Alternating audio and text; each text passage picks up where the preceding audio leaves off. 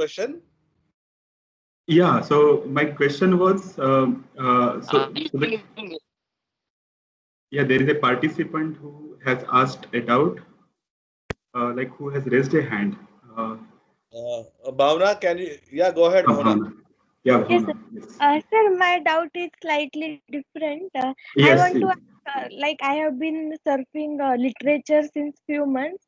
So there Yes. are unification of schemes in recent years for high accuracy computing, and usually during PhD we spend time in particular type of scheme like finite volume. So I don't understand how to proceed once you are able codes for 1D equation and Yes. full domain analysis, then what to do next to Okay. understand and Okay. explore other scheme? Yes.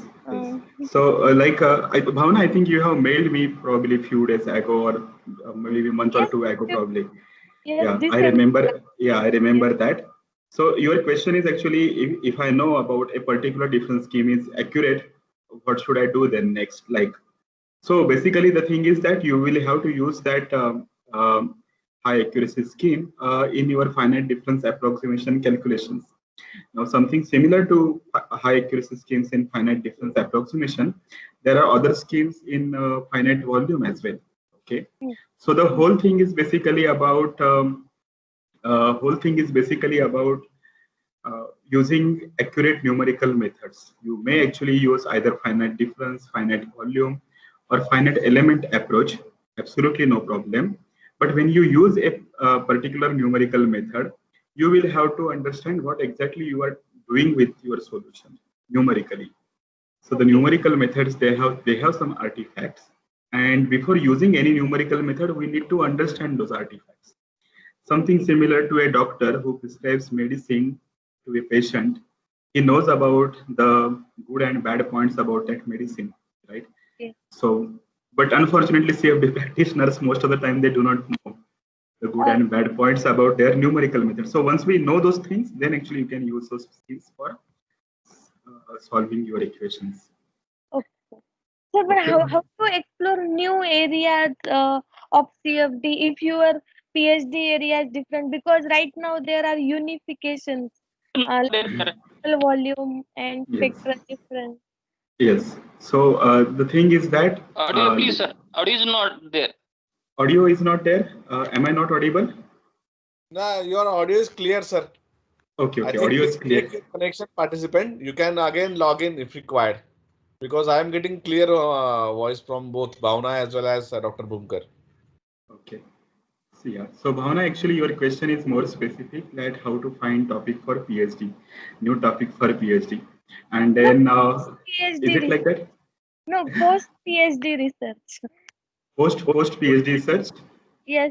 Uh, Yeah, actually, so there are actually two kinds of researchers. The first kind of researchers, they are very much oriented towards engineering. They say that actually, what are the problems facing which people face or the industry face? I will work only on those problems, and I will be happy to give them solutions. So yeah, you will have to actually find those kinds of problems working with industry, and you can use them. Second kind of people, basically, I fall into second category. I do not have to do anything with the engineering problems, although I am an engineer. yes. What I get actually happiness out of is that solving or looking at fluid mechanics solutions. They are very beautiful, Yes. like flow visualization, and then the kind of flow properties, how they change for a given body or flow past a body. I derive actually pleasure out of looking at those things. So it is completely out for happiness. One do the research. So you can actually do some basic research to find out the things that have not been actually found out Yes. before, Okay. and then there is no ready-made answer for that. Which area I should work in? This is the same problem that we usually have when actually we ask one of our PhD student to work on a something new problem. So we do not know when we are asking him to dig at a one particular place whether he will get a gold or whether he will get a clay. That is unknown actually. After digging only we will come to know. And then Okay. some kind of experience is also there with. So as the faculty members actually grow older and older, they actually have some kind of huge experience. So Okay. someone like me who is very new, I have literally to dig actually and find myself out that what is the good part. Okay. Okay. Okay. So Thank can we start then actually Yes, with sir. this Yes, sir. new. So Bhavan, actually, I will like to even if actually you can send me email, you can also talk to me. Will be free to okay. us. Thank you. Okay. Okay. So I'm actually now sharing my screen again. Okay. So yes, is it visible? My screen. This presentation, is it visible? Yes, sir. Visible, sir. Okay, okay. So just now I have talked about this particular parameter called as K equivalent by K. And this K equivalent by K basically gives us about the spectral resolution ability. Okay. So what we have found out is that for this simple CD2 scheme, my K equivalent by K is something like sin KH by KH. Okay. And then I will skip this slide. I will skip again this slide. I will just directly come here. Okay. And I will show you about a comparison. This is basically K equivalent by K, its real part I'm showing, versus a non-dimensional wave number KH. So it is KH is basically going from 0 to pi, okay, while this K equivalent by K is going from 0 to 1.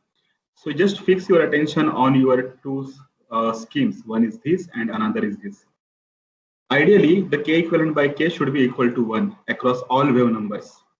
Remember that your solution or your physical nature of the solution can have frequency components with all different frequencies, right? So your KH basically can go really from 0 to pi. Okay. And then you want actually K equivalent by K should be equal to 1 across all these wave number values. It doesn't happen for all the methods. So this particular method is called as CD2, second order central difference scheme, finite difference method. And then this particular green method is called as quick scheme, finite volume method scheme, commonly used in our ANSYS Fluent. OUCS3 is some kind of a high accuracy scheme. Basically, you can read this book. In that book, you will find details of this OUCS3 scheme. And then we have SUPG scheme, commonly used by finite element method people. It is this scheme.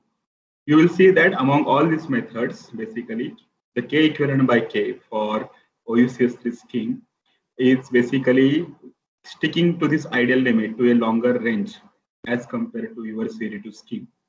Thus, actually, this OUCS3 scheme has higher accuracy as compared to CD2 scheme. Remember that both the CD2 scheme and OUCS3 scheme, they have like truncation error or traditional order of accuracy 2. So this is basically order 2 accurate, and this is also order 2. This is also basically order 2 accurate. Sorry for that.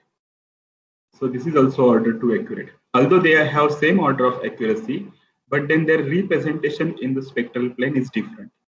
You can see here that the OUCS3 method remains attached to one limit up to a significant wave number range, up to let's say KH is equal to 2.2 or so. That's why actually OUCS3 method produces higher accurate results as compared to CD2 method.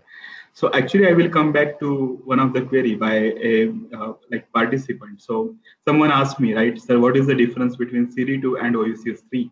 So this CD2 scheme is basically explicit scheme. OUCS3 scheme is basically implicit scheme. They both have same order of accuracy. We may feel that they have same kind of error. It is not. You have to basically find out the effectiveness of scheme in the spectral plane. K equivalent by K versus KH plot, you have to see for each and every method.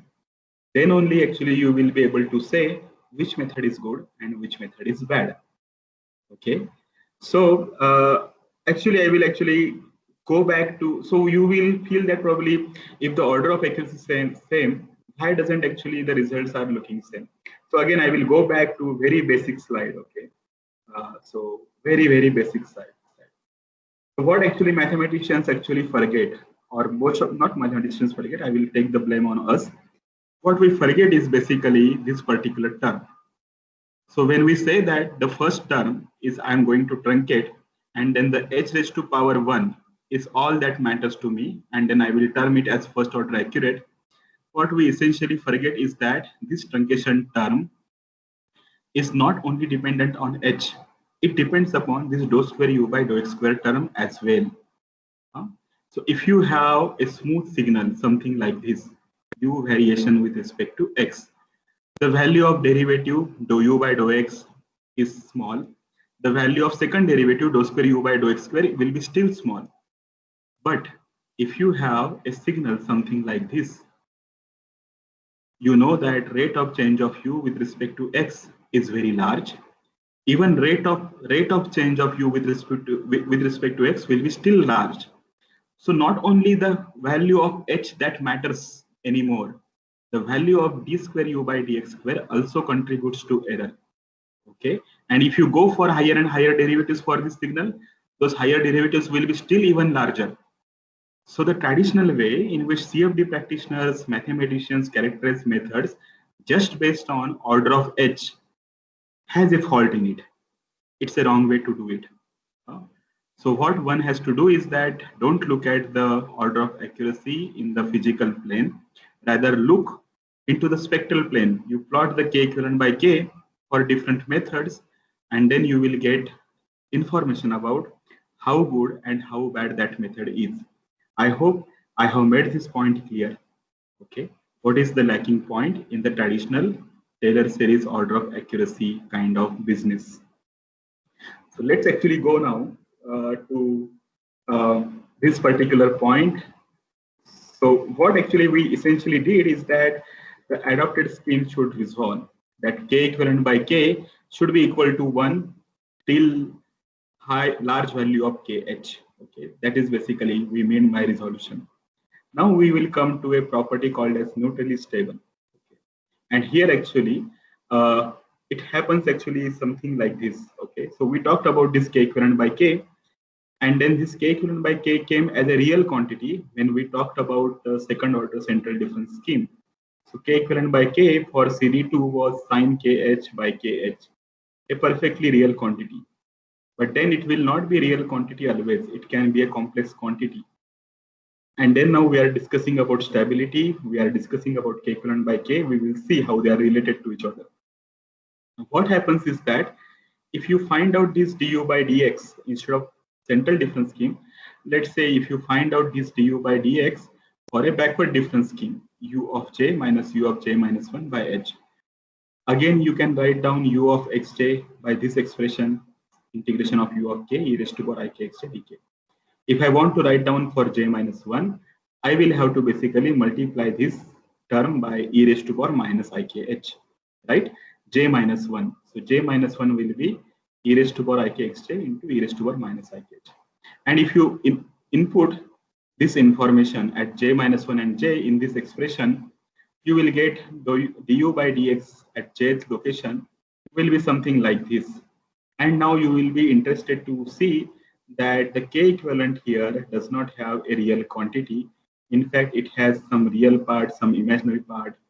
So if I multiply here by ik, basically you will end up in getting some real part and some imaginary part. The real part of k equivalent by k gives us discretization effectiveness. What does the imaginary part does? That is a question. And to understand that question, I am actually showing you again here this slide. So this du by dx expression I have copied and pasted from the previous slide here. Here basically you will see that there is something like 1 minus cos kh and I sin kh here. The numerical derivative is basically given by this expression, ik into k equivalent by k. So the k is basically missing here, k and k. So basically what happens is that when it comes to exact derivative, your expression is like this. When you actually double derivative this u, your exact derivative is something like this. Basically, instead of ik into ik, basically it will end up in having minus of k square kind of expression. And basically this kind of form, you can relate it to this expression. You can relate it to this expression. What you will get is that corresponding real part of k equivalent by k will be again sin kh. Okay, while the imaginary part will be minus of 1 minus cos kh by kh. So this real part basically talks about the first derivative. while this imaginary part, it is basically related to your second derivative approximation. Okay, so whenever actually I write, a non-central scheme, something like this, okay, uj minus 1. So what I end up in doing is that, unknown to me, I end up in adding some kind of imaginary component of k equivalent by k, whose action will be something like introducing second derivative into our computed solution. So let's say that we are basically solving an equation something like this. We are solving an equation like dou u by dou t plus c dou u by dou x equal to 0. Okay. On the right hand side, there is no dissipation term. We have 0 there. And we have seen that the analytical solution of this equation says that whatever initial condition you will give, it will neither attenuate, it will neither amplify analytical solution. But instead of this 0, if I write now here dou square u by dou x square, I'm adding certain amount of dissipation. So whatever initial condition you will give, it is going to dissipate because there is a second derivative here. Imagine that now you do not have here second derivative.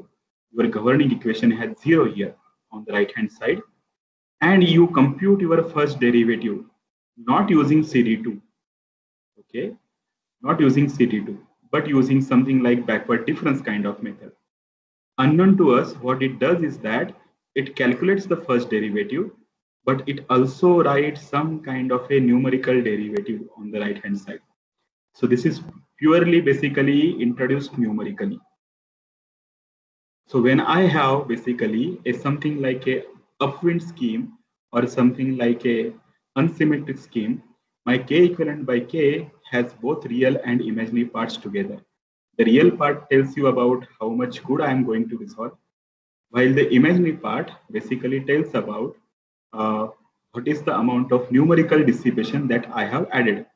The very most part is that when we talked about that 1D wave equation, the solution should not have amplified or attenuated. But when I actually do discretization using so-called upwind scheme or so-called one-sided scheme, I end up in adding some dissipation numerically. It is artificial dissipation that will result in attenuation of your solution component, and you will get a completely unphysical solution.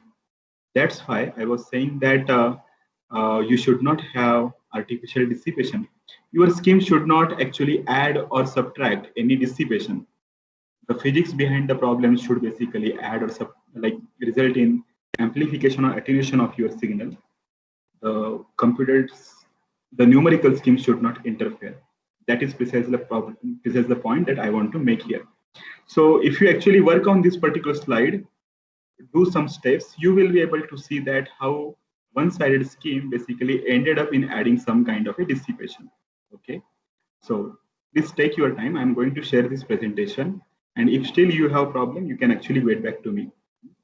Now we have talked about the real component of k equivalent by k, and it has given us idea that OSS3 method resolves the best, even better than the finite element method SUPG. Now we talked about real part. What happens to imaginary part? So imaginary part here is basically shown here. You will see that the imaginary part should be ideally equal to 0. We do not want to add any dissipation. And that is precisely that thing happens in your central difference scheme. So whenever you use central difference scheme, you don't add any dissipation.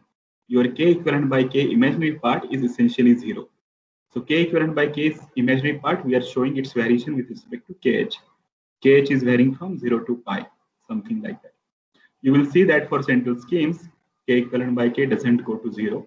For central difference scheme, k equivalent by k is equal to 0, imaginary part. For a quick scheme, you will see that the method starts adding dissipation right from low wave number range.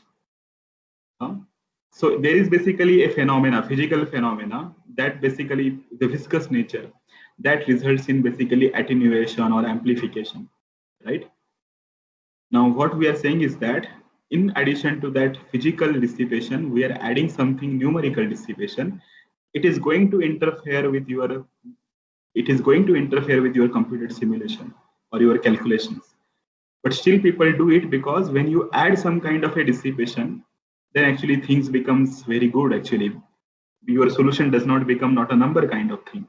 If you look at SUPG method, it adds so much amount of huge amount of dissipation across the whole wave number range from 0 to pi. So that is why basically SUPG kind of thing, one has to add so much amount of dissipation because the grid is unstructured, and then there are spurious components, they can be basically developed. So you need to add huge amount of dissipation for that. The question is that, should we even add dissipation? And then the answer to this thing is that yes and no. Okay, so the answer is yes and no is something like, should I eat a medicine? Answer is yes.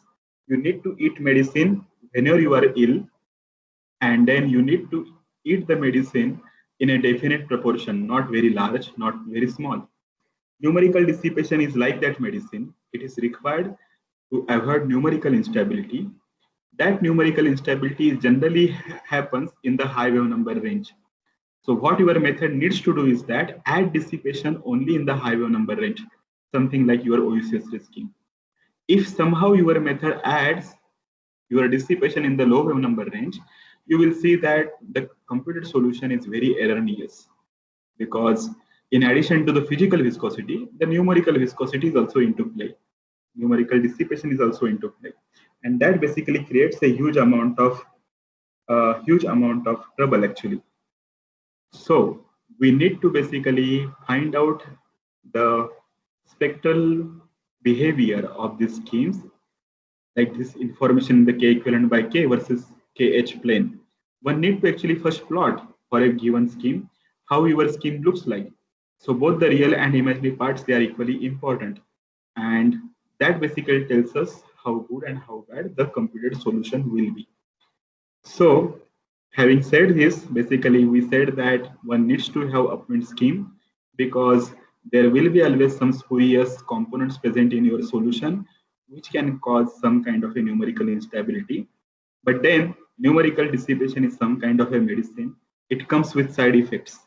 And then in order to avoid those side effects, you need to basically add definite amount of numerical dissipation whenever it is required and at the location where it is exactly required. So something like adaptive dissipation is required. Okay. So one can actually find out the upwind scheme something like by using central difference scheme, and then one can add a higher order explicit derivative term multiplied by some coefficient. So basically you can construct such kind of upwind schemes for your solutions, for your calculations. Now we have talked here already about order of approximation versus resolution.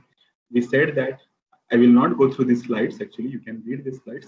We said that essentially that the order of accuracy is not really important. What matters is that how the schemes perform in your spectral plane.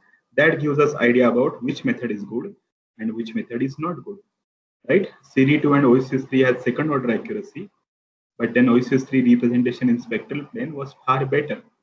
So the spectral plane information has given us that idea. Now let's actually talk about the remaining 2 points. Let's actually talk about those remaining 2 points. The first is about the stability. The scheme has to be neutrally stable. And second thing is that the whole information basically should propagate at correct physical speed. We need to find out that for a given space and time discretion scheme, whether my scheme is neutrally stable or not, or whether the computed solution propagates at correct speed or not. That will basically cover up the accuracy of a numerical scheme. To address about stability and to address about point on the propagation speed, we are coming now to this next slide. Okay. So here again we are taking this simple wave equation. Okay. And we have also talked about these properties. The variable u can be shown in the spectral plane as shown here. Basically, omega is equal to kc is the physical dispersion relation that we have seen for this wave equation. We have also seen that the group velocity is basically given by d omega by dk, right? So this is basically the physical plane information, or this is basically the physical information.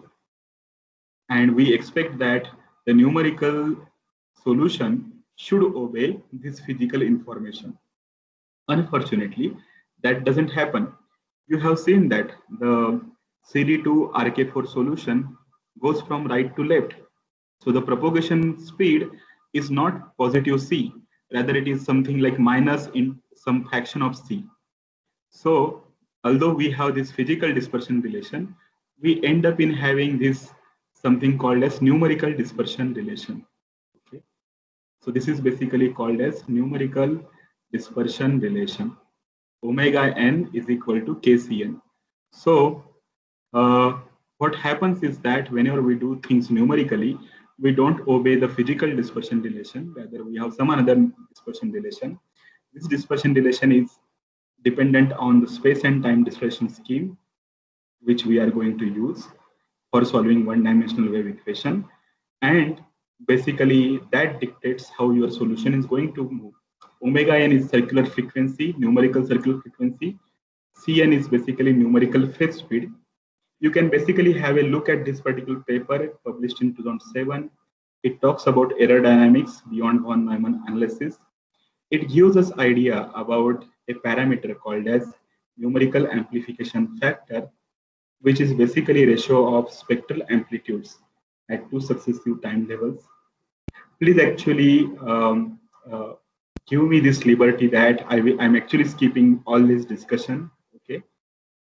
What I'm trying to say is that we can do all this mathematics peacefully in our home, okay, by reading this paper. The message that is given by this paper is more important than this mathematics. This mathematics is important, but then one needs to understand the message that is coming out of this thing. So this paper, basically, this second paper, you can have the access. If you don't have access, you can write to me. I will give that paper to you. Basically, the group velocity and the phase speed, numerical group velocity and numerical phase speed, one can find out for a given numerical method. And in this expression, basically, NC is your CFL number. So CFL number is C delta T by H. H is grid spacing, delta T is time step. Okay, and you can find out group velocity, numerical group velocity, numerical phase speed. You can also find out this numerical amplification factor G. So basically, when I'm solving one-dimensional wave equation, since the solution amplitude doesn't decay or increase with time, this G should be always equal to 1. Or I should say, mod of G should be always equal to 1 for the solution of wave equation, one-dimensional wave equation. So we can actually obtain the value, how your G for a numerical method looks like, or how your group velocity for a numerical method looks like before even solving wave equation. These things I have actually summarized here. We will come to this important part that we will discuss, and I feel that then you will have appreciation about what we are doing here. Okay, so maybe that mathematics you can do peacefully. Even if you have some problems, you can write to me. I will explain you those things. But let's actually talk about these properties. So this is basically the first column is about amplification factor contours. The second column is about group velocity contours. Now, this is basically the normalized group velocity, Vgn by C. And for one-dimensional equation, wave equation, we know that the group velocity and phase velocity, they are same. And then this factor should be equal to 1, ideally. Okay. Similarly, the mod G basically should be equal to 1, ideally, for the solution of one-dimensional wave equation. Okay. Now we are actually plotting those properties for fourth order Runge-Kutta scheme for time integration and OECS3 scheme for space discretization.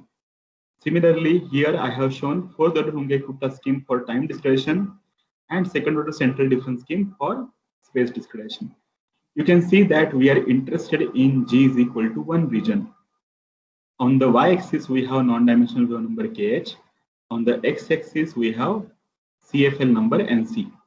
So basically, in your solution, there can be different K components. You select H, grid spacing, that fixes your KH, right?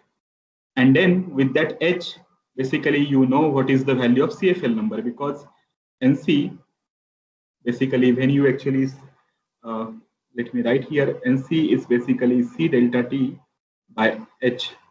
So when you fix your H, when you fix your delta T and you know C, the value of CFL number NC is known to you.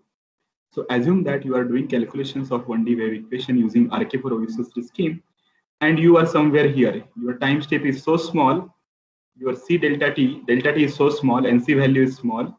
You are somewhere here, okay? And your KH component is somewhere here. So the KH value is somewhere here. So here, if you have in your solution KH like this, sorry for that. Okay, if your KH is like this and CFL number is like this, the G value is equal to 1. That is basically shown by this contour. However, if your CFL number is somewhere here, like delta T value is very large and KH value is somewhere here, then your G value here, mod G, is basically less than 1. It means that at every time step, your solution will be attenuated by such kind of factor. So if you begin with your, let's say, amplitude 1, in delta T time, your solution amplitude will be 0.9. In 2 delta T time, the solution amplitude will be 0.9 into 0.9, like 0.81. You compute this signal for, let's say, 100 time step, for like you can find out 0.9 raised to power 100, how small that number is. The solution amplitude will quickly decay. So that is why we are saying that one should do calculations in such a way that the amplification factor should be equal to 1. Like we need to know actually that the numerical method on itself is not adding any dissipation, or it should not remove any dissipation. Okay, it should be neutrally stable. That has been basically shown here by these hatched lines. Okay, by these hatched lines. So same thing actually for RK4CD2, you will see that you are this hatched line curve where region where you have mod G is equal to 1. Ideally, I would like to do calculations so that I would like to choose delta T and H so that I will be in this region. Okay, so this is basically for G. If you look at the group velocity contours for RK4OU3 method, you will see that you have a large range of CFL number and this particular range of KH, where this group velocity by C is very close to 1. So this is a particular region, where your physical dispersion relation is satisfied. Okay, so if you get a component in this region, then the solution components will move with the correct speed. The animation that I have shown you, that animation, the CFL number was something like here, 0.1 or something like that, or 0.05. The KH value was something like 1.7. You can see that the group velocity by C value is 1. That's why RK4OU3 solution propagated something similar to your exact solution. If you look at the contours, group velocity contours for RK4CD2, you will see that for the same CFL number and same KH value, basically you have here group velocity that is basically negative. And since your group velocity, numerical group velocity is negative, that's why the solution computed using RK4CD2 went in the opposite direction, wrong direction. So see, actually, before even solving the equation, if we come up with some charts like this for simple wave equation, we will be able to know how that particular things they are happening actually around us. So it will be actually beneficial for us to obtain such kind of contours. Remember that both these schemes, like KH is equal to 1.7 and C value very small, you have G is equal to 1. Even here, KH is equal to 1.7 and NC value very small, G is equal to 1. That's why the solution amplitude in both the solutions, computed solutions in that animation, did not change. But if you look here, the group velocity here is correct. Numerical group velocity here is correct, but numerical group velocity for RK4CD2 is just wrong. And then that will actually end up in actually contaminating your flow. So you have to first get these charts, and this analysis is important, like the spectral analysis is important. Remember that most of the time the CFD practitioners, they actually end up in becoming a kind of magician who takes out rabbit out of hat. Nobody knows where that rabbit has come out, right? Like we actually, CFD practitioners most of the time, they don't believe on themselves, that they do not know how good or how bad their computed solution is. And we actually most of the time we rely on experimental results, and those experimental results, they themselves, they have their own inaccuracies. Somehow we feel that the inaccuracies, inaccurate result in experiments, still we believe on it, right? Let's say we feel that our computer solution should be like that experimental result, and probably that is like a trial and error kind of approach. What I feel is that instead of that, we should basically characterize numerical methods in the spectral plane. We should find out these properties for simple wave equation. If these properties come out well, that's great. Then actually we can use that method for solving Navier-Stokes equation.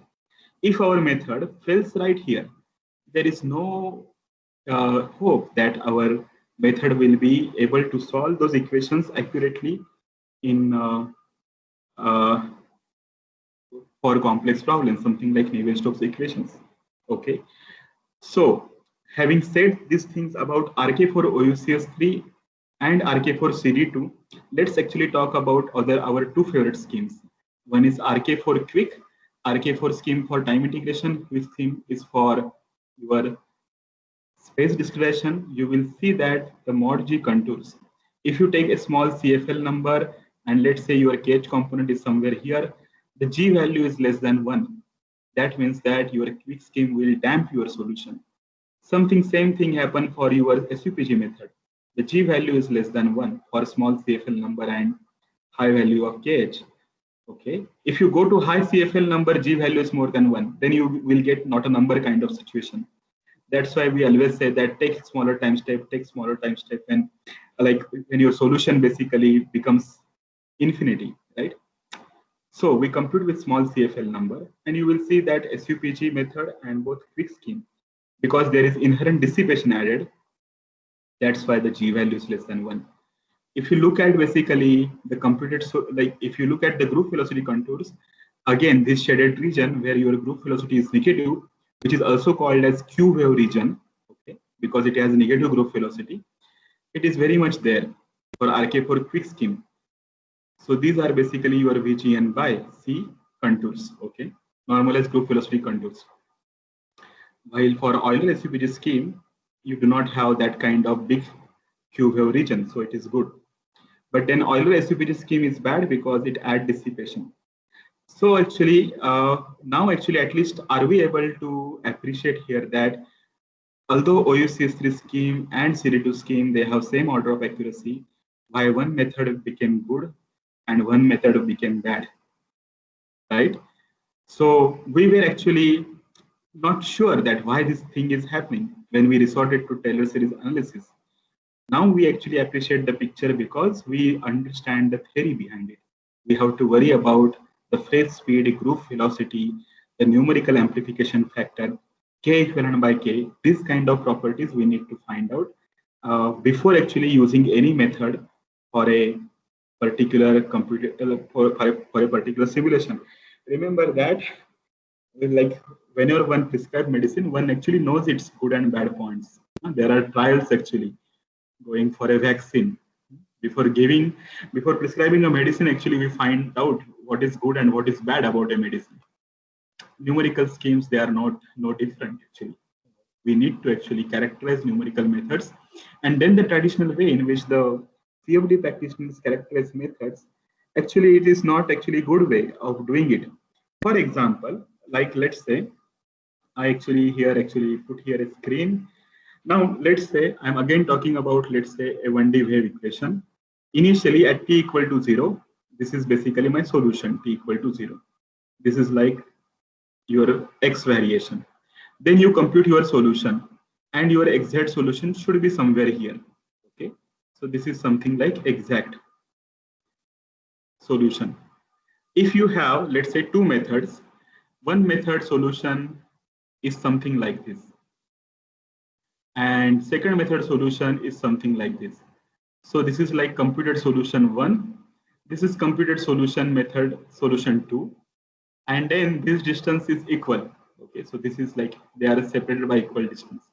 So one method over predicts the propagation speed, another method under predicts the propagation speed. Which method is good or which method is bad? Answer is both the methods are bad. But then the mathematicians don't see it in that way. because what the mathematicians will try to do here, I'm not actually accusing mathematicians, don't mistake me, uh, don't misunderstand me. What I'm trying to do say is that there is huge amount of problem the way we do traditional CFD. So basically people will go for some kind of a L2 norm, okay, some kind of a error, okay. What probably one would like to do is that one would like to find out the error. So the exact value minus the actual value, computed value, I will square it up, I will add it together, I will get certain number. That number for C1 scheme will be same as that number for the C2 scheme. So if I get a simple number with traditional error analysis, I will feel that both the methods are equally good or equally bad. But then one method can result in some kind of a turbulence generation, while other method will not generate because the propagation speeds are different. And we know that those convecting eddies, if they propagate in a particular range, then the boundary layer got destabilized. So the mathematicians probably do not make distinguish between the propagation speed, its relevance to physical nature. I'm actually saying these things about mathematicians, but mathematicians are great people, wonderful people. Probably the kind of mathematical things to which we are exposed, there we do not see that kind of analysis. That is what I want to make. So I hope you got the point here that basically simply some number which is got out of those L2 norms or some kind of analysis doesn't tell much about the physical nature, right? So this discussion actually, I will actually end right here. So basically we should actually talk about two kinds of error. One is like dispersion error, in which like I have shown here, red is the computed solution and green here is basically your exact solution. You will see that as your time increases from 0.2 to 0.8, solution for series to RK4, basically the difference between the computed and exact solution increases with time. So that there is a basically dispersion error that is involved. But for the same initial condition, since OSU3 method was resolving better and the group velocity contours, G contours were better for OSU3 scheme, the computed solution and the exact solution, they tell on each other. Right here, you can see. So this is basically a dispersion error which is obtained for series 2 RK4 scheme. Now let's say if we talk about some another error that is called as dissipation error. Okay. So that dissipation error here I have shown for SUPG Euler scheme and quick RK4 scheme. So one scheme is in finite element method, another is in finite volume method. So this analysis is basically given in Professor Sengupta's book. You can actually read it. What you will see that because we have added some dissipation. So green is basically exact solution, analytical solution, while red is computed solution. You will see that for SUPG method as well as quick method, when I go for a small time, 0.004 to 0.012, my solution amplitude has been drastically come down. So this is basically happened because there is a numerical dissipation that has been added. You compute till t is equal to 1, the solution will disappear. So that is not a good thing. So it is something like saying that you have started with calculating a vortex. You expect that vortex to continue till some time, but then added dissipation is so large, the vortex basically will get disappear from your computed solution. So that error is called as dissipation error. Look at the quick scheme and RK4 time integration scheme. Solution from t equal to 0.008 to 0.1. Can you see this is basically the analytical solution and this is basically the computed solution? Such a huge change that comes because there is so much amount of dissipation that has been added. So one has to worry about following those three principles, whether you are able to resolve a packet correctly, whether you are able to like have a neutral amplification factor, or whether the speed with which the computed solution travels is correct or not. All those things need to be checked. One can actually say that, see, like I am talking here only about 1D wave equation, even Navier-Stokes equations we are not touched on. But remember that the convection dominated flows, they much or less behave like this wave equation only. Shortly, we are going to see it. And then also important thing, one has to note that you can always have a complex situation like three-dimensional, chaotic, turbulent flows with phase change, combustion, all those things. But then you cannot really analyze, you cannot actually relate cause and effect kind of have, you cannot have that kind of relationship. What you need to do is that take a simple thing, study your numerical methods for that simple thing. If your numerical methods behave well for that simple equation, there is a chance that you can solve those complex equations using those good methods. However, if your chosen methods fail right here in solving this simple equation, even God cannot save us in solving those complex equations.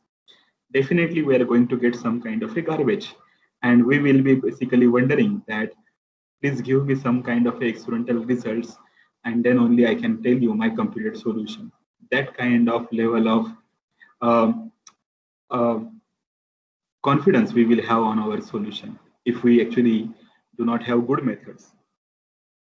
So having said these things now, actually, I will just actually show you that spurious waves, they do exist in calculations. Okay. So we have actually derived a scheme called as OP13 compact scheme. Someone who is interested, you can actually look at this Journal of Computational Physics paper. We have actually derived that scheme so that it will have a very good resolving ability. At the same time, the added numerical dissipation, the imaginary part of k equivalent by k, it will be only there in the high wave number range. So we have designed that scheme. We have performed some high accuracy calculations using that thing. You will see that here actually we have the mod G contours for our derived scheme. And these are basically mod G contours for the traditional sixth order compact scheme and RK4 time integration scheme. These are basically your, so I'm sorry actually, so this is not G. These contours are basically your group velocity contours, Vgn by C, and these are like your mod G contours. So you will see that here we are able to preserve a large region where our group velocity is exactly equal to 1. That region is called as DRP region, and then this scheme is called as DRP scheme. Having said this, OP13 scheme is a upwind scheme. It adds some dissipation. So you will see that for small CFL number, basically my added dissipation makes G less than 1. But then that added dissipation is only high in the high wave number region, and it is low in the low wave number region. So I should not have a problem. Being central scheme, C6 scheme, the G contour is remains 1 in the small CFL number range. Okay. Now this actually changes our solution. So here actually I am solving a two-dimensional wave propagation equation for some initial condition. See here the grid is basically a wavy grid. And when you compute your solution on a wavy grid, basically the grid transformation you will have to take into account. That creates some kind of spurious waves, high wave number oscillations. And those high wave number oscillations, for C6 scheme, you have here the negative group velocity. So those high wave number oscillations travel in the left direction and the down direction instead of the 45-degree direction. For OP13 scheme, we do have some kind of a negative propagation, but then there the mod G is less than 1. So those components, they basically get attenuated. While the same components, their amplitude doesn't get attenuated for C6 RK4 scheme. So when you actually see this thing, you will see that spurious waves are present because G is equal to 1. So that is basically for C6 RK4 scheme. But OP13 RK4 scheme, basically the packet moves correct velocity because it is a DRP scheme. And then it also creates some kind of spurious waves, but then the added dissipation attenuates those high wave number oscillations, while the low wave number packet doesn't get attenuated. So this is the advantage of using such kind of upwind schemes. You can also see that when I actually compute two-dimensional wave propagation equation on a very skewed grid. Now such kind of grids, wavy grids or skewed grids, they are present in our most of the CFD solutions. Grids, they are there.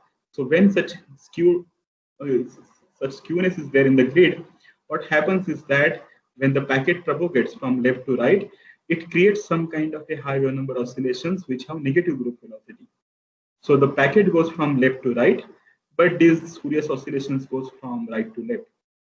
So when you have basically a upwind scheme, you end up in adding dissipation in the high wave number region. So the low wave number packet remains as it is. Only the high wave number packets, they basically disappear because there is a added dissipation. So that is advantageous. Okay.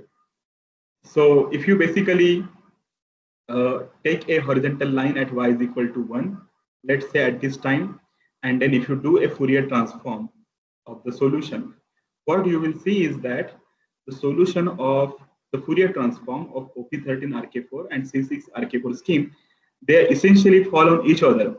Only the difference comes in the high wave number region. So this is basically your C6 scheme, and this is basically OP13 scheme. You have seen that OP13 scheme add dissipation in the high wave number region. That's why the spectral amplitude of the components for OP13 scheme has fallen down. So you can see that the way you design your scheme, your solution is basically dictated by the kind of stencil of your scheme. So here actually I have tried to give you some idea.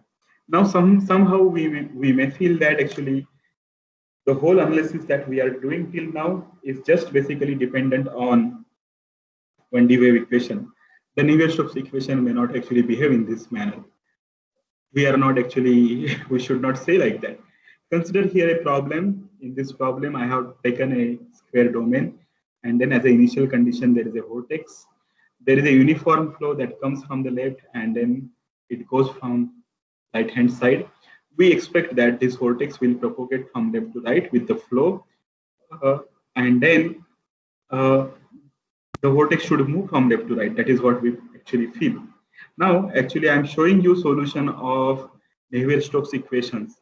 Remember, now we are no more with 1D wave equation. We are with solution of Navier-Stokes equation. One solution has been obtained using OP13 special dispersion scheme, another using C6 special dispersion scheme. This is basically a central scheme. There is no dissipation, while OP13 scheme, there is a dissipation, and then that dissipation is there in the high wave number components, high KH. Okay. Now I am going to play the animation. The flow is moving from left to right. We expect that the vortex should go from left to right. Can you actually see this animation?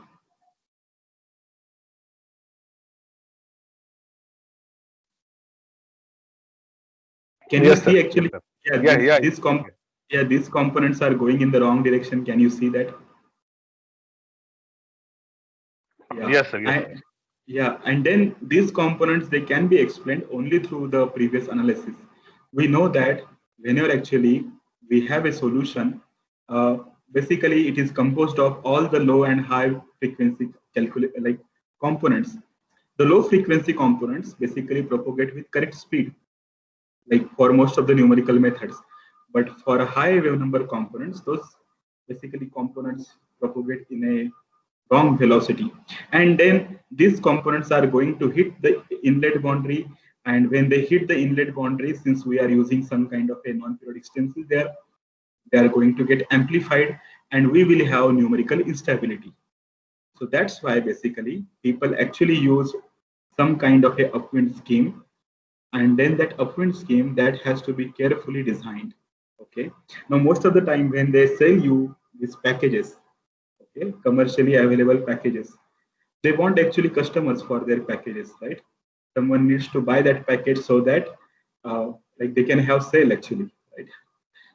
But then the user will not like to have not a number kind of situation. He will like to have some numbers with which he can actually perform engineering, with which he can give some engineering solutions. Now, most of the time when we do those CFD simulations, we use that software. We do not know really well about that numerical method, and it is giving us some number, and those numbers we are not sure about how good or how bad those numbers will be. So basically the people who design those softwares, they are very clever. Since they do not want your solution to blow, what they do is that they have upwind schemes which have high or like very high amount of dissipation added to it. You will get a number, but then since the numerical amplification factor is less than 1, you will actually artificially dissipate the solution, and maybe it is possible that the numbers may not be reliable. So the blind box should not be really blind. we have to really understand we have to really understand what is there in the CFD. So actually, I will quote you once actually my advisor actually, somebody actually, one of the students from our lab, he took medicines without consulting a doctor, and then the advisor told him that first be a good engineer and then try to become a doctor. So before actually becoming a CFD practitioner, I would like to say is that we have to really understand that physics and mathematics associated with your problem, associated with your numerical schemes. Once you understand that really important physical and mathematical details, then only you can actually proceed to your simulations. Before that, please don't proceed. Okay. So now I have actually shown you about these Navier-Stokes simulations. Consider another simulation. Basically, here we have flow past a NACA 0012 airfoil. The airfoil is basically kept at 10-degree angle of attack. We have started solution from 0 because there will be some shear layer instability. The flow here will get destabilized. And what I expect is that since my flow is moving from left to right, whatever the disturbance is created, basically all that disturbance should go in this direction. But remember that whenever actually we have such kind of phenomena, Q waves are created. Like you can see that this bubble is coming in this correct direction, but then look at this particular bubble. This bubble probably will go in this direction, right? So this particular feature may not be actually physical. Like you have some spurious components, those are going in the opposite direction, they are contaminating flow ahead, and then they are causing some kind of a different transition which may not be even physical in nature. So when people work in the area of transition and turbulence, we have to be very sure about the properties or the accuracy of the numerical schemes that we discussed today in these two lectures. We have to be absolutely sure that my method is accurate. And if that method is not accurate, then it can create some kind of a spurious nature. It can give a spurious nature to your computed. It can give a wrong nature to your computed solution. And every time actually we cannot actually rely on accidental people to give us some solution. Rather, we should be confident enough about our numerical methods to say that so and so method is good, and then I have used appropriate delta x and delta t. My computed solution is good. Perhaps it may be possible that there are some errors in the experimental data. That level of confidence probably CFD practitioners need to. So here actually we have discussed about these two important scenarios. There is another example about lead-driven cavity. I will skip it. Maybe actually we will stop here with our first lecture, and it's already now 12:18. So we are actually going to continue till what, 1 o'clock or 12:45? So up to what time we should continue? You can continue till I think further 10 minutes, 12:45. Okay. If you have, if you want to. Yes, or yes, we may yes. break. So, no problem. No. We will actually continue till 12:45, and then we will come back again at 2 o'clock, right? Come back by 2 o'clock. Okay. So, so actually, I will start now with my second lecture here: simulation of transitional and turbulent flows, as well as aeroacoustic problems. And actually, at least I hope that I have tried to give you some kind of a information about when we do simulations, what are the do's and don'ts, how should we characterize numerical methods, and you have those references you can read in detail. But at least in this small time span, if someone doesn't know about these things, one need to actually one need to at least have some information that so and so things exist in the world, and I need to read about it, I need to learn about it. So this lecture actually was part of that exercise. I no longer actually feel that at the end of this lecture you will be master in spectral analysis. But the point here is that someone needs to introduce you those things, that so and so good things exist in the world. One need to understand those analysis techniques. One needs also to point out the problems associated with the traditional analysis which CFD practitioners do. Like CFD practitioners take a great pride in saying that the kind of methods they are using, they are stable in nature. Like it is something like if your numerical method is stable, that means you are adding dissipation at every time step and at every grid point. It's not a good thing, right? So one has to understand numerical methods properly, and then one can actually continue with their usage. So at this point, anyone wants to say something? Like maybe I will like to wait for 2 minutes, and I'm actually looking for your comments, like your opinion or anything that you would like to know. Yes, someone would like to ask some questions, please.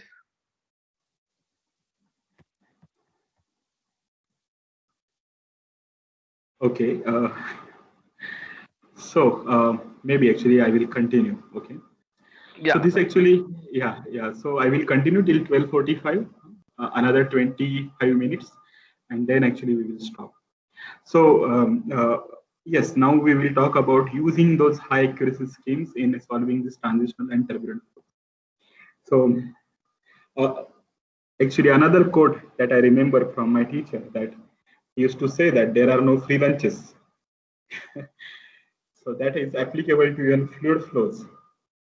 If you have a flow and then that undergoes transition from laminar to turbulent flow, there has to be certain reason for that. For that particular reason, the flow undergoes transition from laminar to turbulent behavior. Now, when it comes to experiments, what happens is that the surfaces involved, they have some kind of a roughness.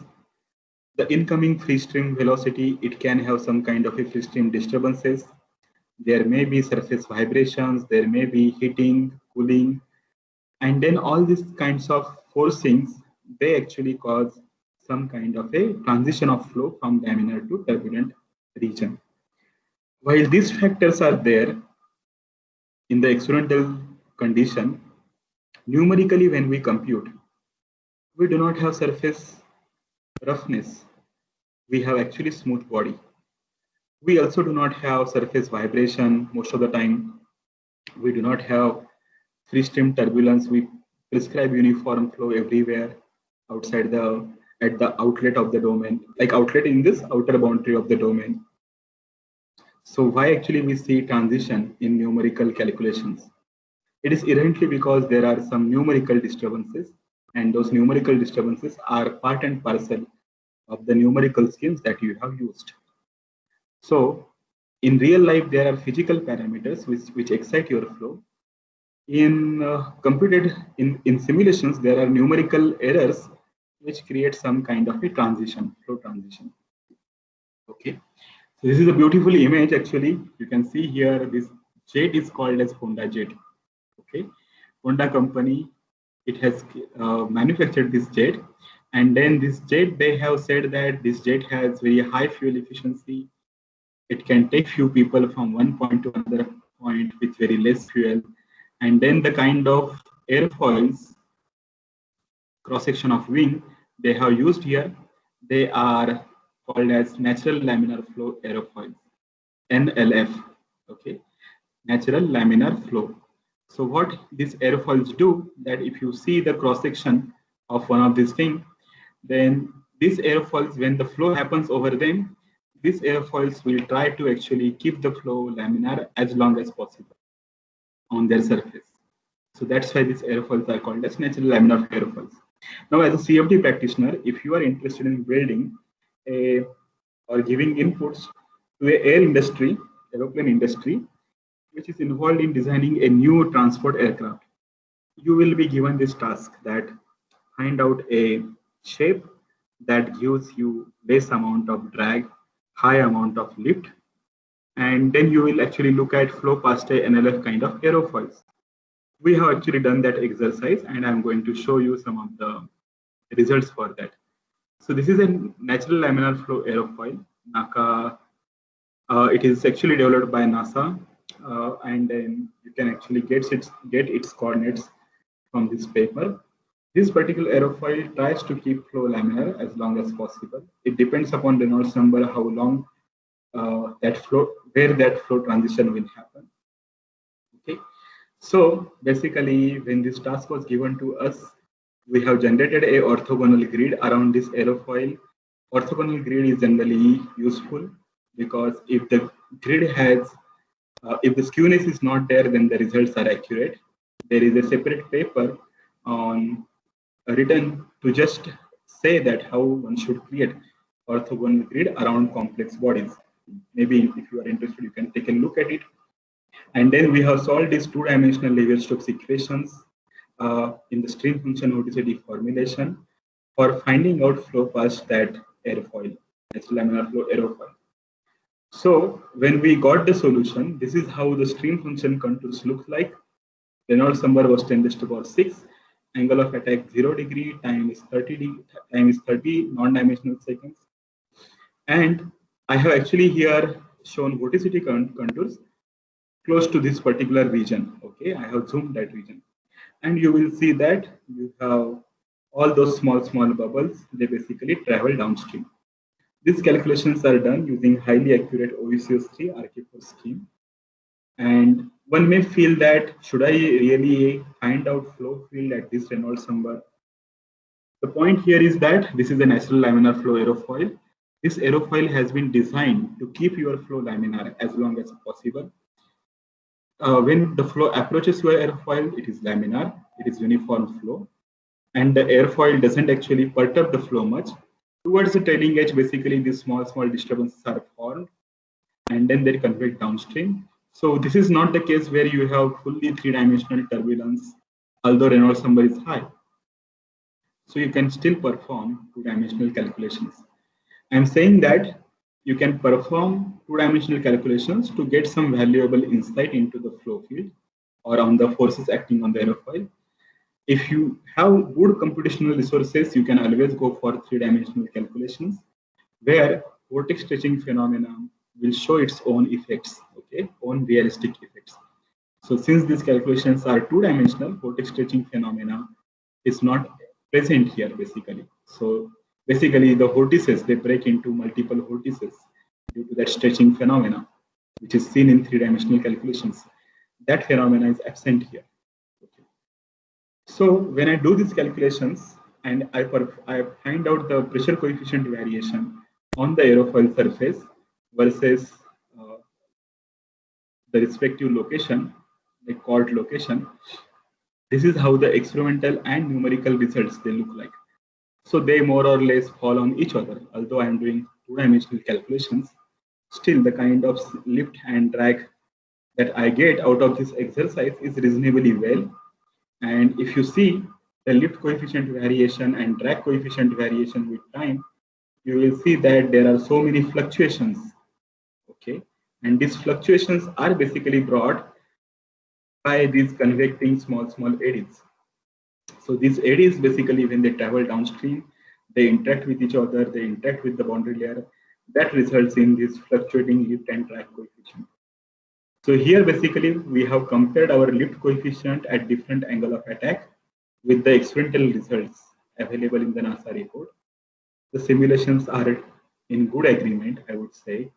Similarly, the drag coefficient variation with lift coefficient variation, we have compared our results with the experimental results. Again, they are reasonably accurate. So you can use these high accuracy schemes to find out even the transitional flows, how do they behave. This is one such simulation for flow past AZ24 aerofoil at different angle of attacks. Okay. So Reynolds number is 3 into 10⁵, and then you have these different angle of attacks, -5, 0 degree, and 5 degree. You can see how your flow changes on the top and bottom surfaces at different angle of attacks. And when again you compare your computed results, okay, with the experimental results, you get such kind of comparison, a nice comparison. So even the transitional flow calculations you can do at moderate angle of attacks. Okay, you can use these high accuracy schemes. Again, now this is very curious, like comparison. So this is a paper in Physics of Fluids published in 2012. They have found out flow past NACA 0018 aerofoil, thick aerofoil, and then the Reynolds number is 10⁵. In this experimental paper, these authors, they have done measurements about velocity profile in the wall normal direction at different chord location. And then the red line is basically their experimental results, while the dots, the square dots, these are something like our computed solution. You can see that not only, so our airfoil is somewhere here. So our airfoil is something like this. Okay. So these are different locations. X by C is equal to 0.1, 0.2, 0.4. So not only in the laminar region here, basically we are able to capture things accurately. Even somewhere here, when your flow, there are some disturbances, three-dimensional disturbances. There also actually, at those locations, you capture reasonably well. So this is like mean velocity variation in the wall normal direction. So you can use this method, actually, use this difference approximations to reasonably calculate the flow field, at least the mean flow field, past these aerofoils accurately. So all these things were basically related to like simulation of transition flows. And now actually we are going to talk about simulation of aeroacoustic problems. Okay. So what we can do is that maybe it is already 12:31. So will it be okay? Just I want to know your opinion that if we stop at 12:30 and if we start at 1:45, will it be okay? Because now I'm going to talk about separately a different topic. Yeah, so that will be needs, okay, sir. No that problem. Needs some kind of a continuation. So maybe actually, and even we need to have some time between so many discussions. So I just, if it is okay, then will it be okay if we can meet at around, let's say, 1:45, or should we meet at 2 o'clock? It is up to you, the way you will suggest. So we'll meet at 1:45. No problem, sir. Absolutely. Okay. Okay. So actually, thank you for this thing. Maybe actually, before leaving this session, if you want to ask something, like I will come out of the sharing mode. I'm coming out of the sharing mode, and yeah, I will like to know that if you are like, do you have any doubt or you want to say something? I will be A participant eager can to raise their hands and they can ask the questions if they have some kind of say queries or maybe.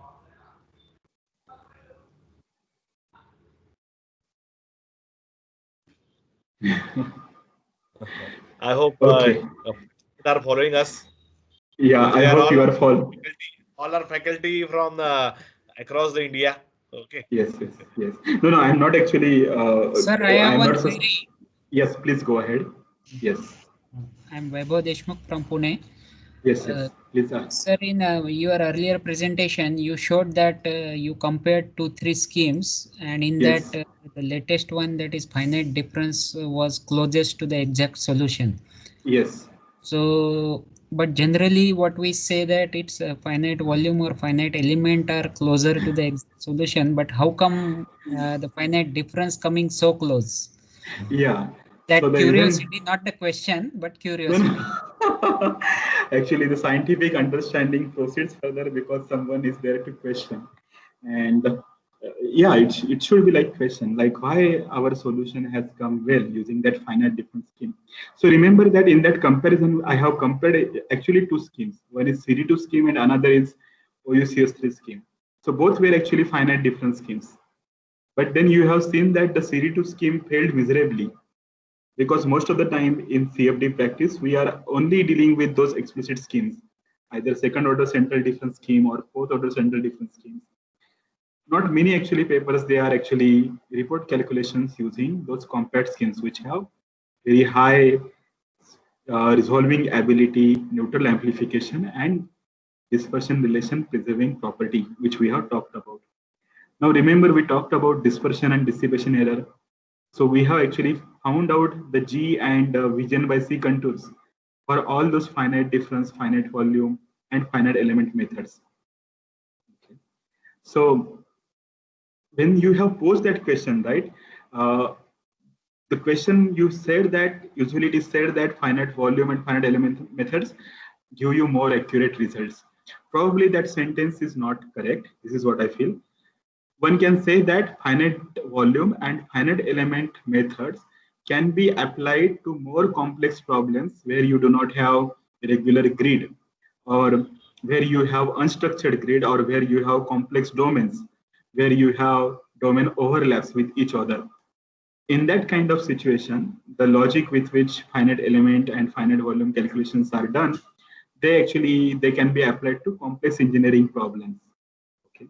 But then finite difference methods, as it is said, it needs actually finite difference. So you need a structured grid. Even if your grid is structured, and even if it is like non-uniformly spaced grid points are there, still you need to have those grid transformation present in your equations which you are going to program.